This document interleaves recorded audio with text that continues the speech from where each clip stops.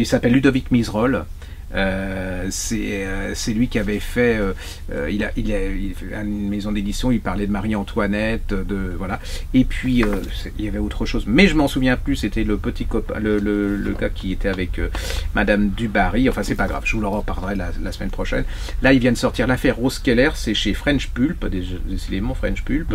Et ça, c'est Sade. C'est l'histoire d'une, alors incroyable, parce que c'est Sade vu du côté des femmes. Parce que quand on parle de Sade, c'est toujours des hommes qui parlent de ça, c'est-à-dire on dit ouais, c'est pas bien, mais en fin de compte quelque part bon, voilà, ils ont une vision masculine de Sade.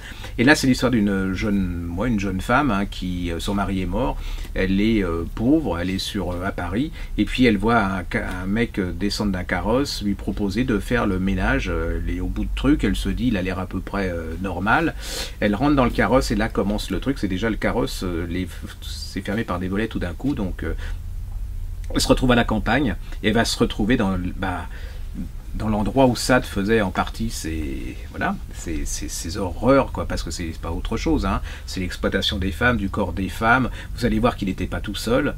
Vous allez voir comment, là c'est la quintessence de la souffrance, du viol, de tout. Mais c'est ça qui est très intéressant. Enfin, c'est très intéressant parce que c'est le vu féminin, c'est-à-dire que là on voit ce que cette femme, elle est prise au piège, elle est prise, parce que souvent on a une espèce de mythologie sadienne là en disant oui mais c'est une vision du sexe, machin, la jouissance et tout, là c'est pas du tout ça, hein, et voilà, ça se lit, c'est hyper bien fichu, vous êtes scotché par le bouquin et ça remet en question pas mal de choses et en lumière une manière différente de lire.